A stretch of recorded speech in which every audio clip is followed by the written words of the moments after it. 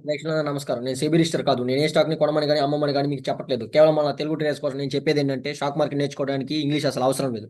జ్ఞానానికి ఇంగ్లీష్ చదవడానికి, మాట్లాడడానికి సంబంధం లేదు. జ్ఞానం అనేది మన పురుగు నుండి వచ్చేది. మన వీడియోలో పోయే ముందు వీడియో నచ్చినట్లయితే లైక్ చేయండి, షేర్ చేయండి, సబ్స్క్రైబ్ చేయండి. మన ప్రేక్షకులకు ఒక చిన్న విన్నపం. స్టాక్ మార్కెట్ అనేది షార్ట్ టర్మ్‌లో నేర్చుకోమని ఇన్వెస్ట్ చేసేది కాదు. అంతేకాకుండా నా ఏ వీడియోలో కూడా నా యొక్క క్యాపిటల్ అమౌంట్‌ని గాని, ఇంత క్వాంటిటీ అని గాని చూపించట్లేదు. అంతేకాకుండా పర్ ట్రేడ్ రిస్క్ ఇంతని గాని నేను చూపించట్లేదు. లైవ్‌లో ట్రేడ్ చూపించడం సెబీకి విరుద్ధం. కాబట్టి నేను పేపర్ ట్రేడే చేస్తున్నాను. మీరు ముఖ్యంగా నా యొక్క మెయిన్ లెవెల్స్‌ని మరియు జోన్ లెవెల్స్‌ని ప్రైస్ ఎలా టెస్ట్ చేస్తుందో లేదో మరియు ఎంట్రీ పాయింట్‌ని, ఎస్ఎల్ పాయింట్‌ని టార్గెట్ పాయింట్‌ని మాత్రమే తెలుసుకోండి. స్టాక్ మార్కెట్‌లో సక్సెస్‌కి ఎప్పుడు గుర్తుంచుకోవాల్సిన 3 పాయింట్లు. రాండమ్ స్టాక్స్‌ని తీసుకోవడం, రాండమ్ లెవెల్స్ మార్క్ చేయడం, రాండమ్ ట్రేడ్ చేయడం ఆపేయాలి.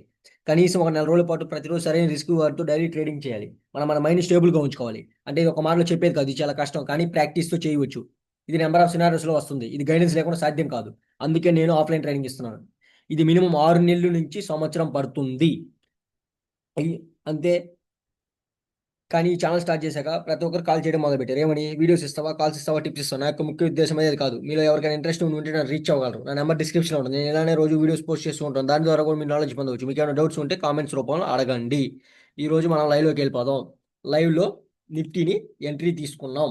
ఎలా తీసుకున్నాను? ఏంది టెక్నికల్‌గా ఎలా ప్రూవ్ చేసింది? ఎలా ఎంట్రీ తీసుకున్నాం? ఓకే. అది.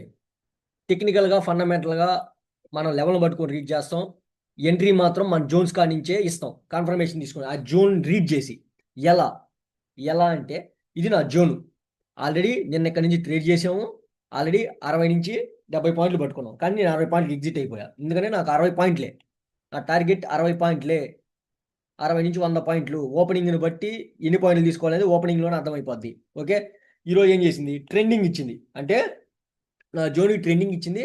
అంటే నా జోన్ కిందకొచ్చేదాకా వెయిట్ చేస్తా. వెయిట్ చేశా. వెయిట్ చేశా. క్లోజింగ్ ఇచ్చింది. కన్ఫర్మ్ చేసింది. ఇప్పుడు రీటెస్ట్‌కొచ్చినాక నా జోన్‌ని 2 క్యాండిల్ బ్రేక్ చేస్తుంటే ఎంట్రీ తీసుకున్నా. ఎక్కడ? ఏ ప్రైస్ దగ్గర? ఇది నా ప్రైస్. 176.25 దగ్గర ట్రిగ్గర్ అయింది. టాప్‌లో ఎస్ఎల్ 20 పాయింట్లు. ఇంక 20 పాయింట్లు అంటే 20 పాయింట్లు. ఎస్ఎల్ పోయిందా 20 పాయింట్లు తీసేసుకుంటది. 10లో 3 సార్లు పోయినా ఇబ్బంది లేదు. తీసుకునే ప్రతిసారి 60-100 పాయింట్లు తీసుకుంటున్నాం కాబట్టి ఓకే. 10లో 3 సార్లు పోయినా ఇబ్బంది లేదు. ఈయటానికి రెడీ. ఆ! సేమ్. రీడింగ్ ఎలా ఉంది? ప్రతిరోజు ఒకేలాగా ఉంటది. ఒకరోజు ఒకలా, ఇంకో రోజు ఇంకోలా ఉండదు. Same reading. ఇదే క్యాండిల్ రిఫరెన్సు ఇక్కడి నుంచి ఎంట్రీ తీసుకున్నాం. 20 పాయింట్లు ఎస్ఎల్ పెట్టేసాం. ఇంక పోద్దా ఇచ్చిద్దా 60 పాయింట్లు ఎస్ఎల్ పోద్దా అనేది ఇంక అది చూసుకుంటది. మనదేం లేదు. ఓకే. అది.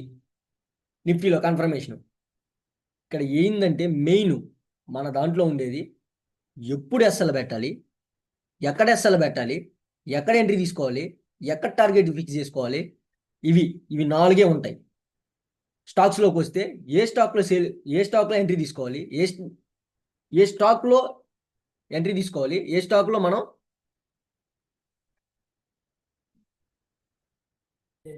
ఓకే. అంటే ఏ స్టాక్‌లో చేయాలి అనేది మనకి ఆల్రెడీ వచ్చిద్ది. దాంట్లో ఎంట్రీ యాడ్ తీసుకోవాలి. ఎస్ఎల్ యాడ్ పెట్టాలి. టార్గెట్ ఎక్కడ బుక్ చేయాలి? ఇవి 4 కదా కావాల్సింది. అది లేకుండా డైరెక్ట్‌గా ఎంట్రీ చెప్తారు. ఇంక ఎక్కడ ఎస్ఎల్ పెట్టాలో తెలీదు. ఎక్కడ ట్రిగ్గర్ అంటే ఎగ్జిట్ అవ్వాలో తెలీదు. ఎంట్రీ అయితే తీసేసుకుంటారు చెప్పంగానే. ఓకే. ఇప్పుడు నాకు తెలుసు. ఎలా తెలుసు? ఎక్కడ ఎంట్రీ తీసుకుంటే నేను 60 పాయింట్లు ఫిక్స్ అయిపోయా. అంటే 60 పాయింట్లు ఇస్తే తీసుకుంటా. లేకపోతే ఆ రియాక్షన్ కూడా నాకు తెలుసు. ఎగ్జిట్ అయ్యే రియాక్షన్ కూడా నాకు తెలుసు. ఆ రివర్సల్ సింప్టమ్స్ కూడా నాకు తెలుసు. ఓకే. ఇప్పుడు నేను మీకు చెప్తే ఏంది నేను చెప్తానిప్పుడు. ఎంట్రీ తీసుకోమని. ఎంట్రీ తీసుకుంటారు. ఎక్కడ ఎగ్జిట్ అవుతారు? ఇప్పుడు ఈడకొస్తది లోన్ బ్రేక్ చేయలేదు. ఇప్పుడు ఈడకొస్తది ప్రైజు. నేను తీసుకున్న కరెక్టే. ఈడకొస్తది. ఈడకి ఆల్రెడీ 20 పాయింట్లొచ్చింది.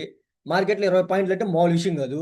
5 పాయింట్లు, 10 పాయింట్లు అంటే వేల క్వాంటిటీతో కొట్టి 5, 10 పాయింట్లు చూపిగానే 1,00,000-50,000 చూపిస్తది. ఆ! అయ్యేం మామూలు విషయం కాదు. నేను తీసుకున్న తర్వాత 20 పాయింట్లొచ్చింది నాకు. అయినా సరే నేను ఎగ్జిట్ కాలేదు. ఎందుకంటే 20 పాయింట్లు వచ్చి మళ్ళీ 20 పాయింట్లు అస్సలు పోయినా నాకేం ఇబ్బంది లేదు. ఎందుకంటే 10లో నేను 7 సార్లు ఉండాలనుకుంటా. 10లో 3 సార్లు కాదు. ప్రతి 5 పాయింట్లకి, 10 పాయింట్లకి ఎగ్జిట్ అయ్యే అసలు ట్రేడింగ్ చేయడం వేస్ట్. అసలు ట్రేడరే కాదు. దాన్నేమంటారంటే అచ్చోబొమ్మేస్తుంటారు గదా! అలా తీసుకుంటా ఉంటాం. 5 పాయింట్లు, 10 పాయింట్లు, 5 పాయింట్లు, 10 పాయింట్లు. 5 పాయింట్లు, 10 పాయింట్లు గాదు. ట్రేడింగ్ చేస్తే మినిమమ్ నువ్వు 60-100 పాయింట్లు తీసుకుంటేనే సక్సెస్ అవ్వగలవు మార్కెట్‌లో. పోయిన ప్రతిసారి 20 పాయింట్లు ఇస్తే.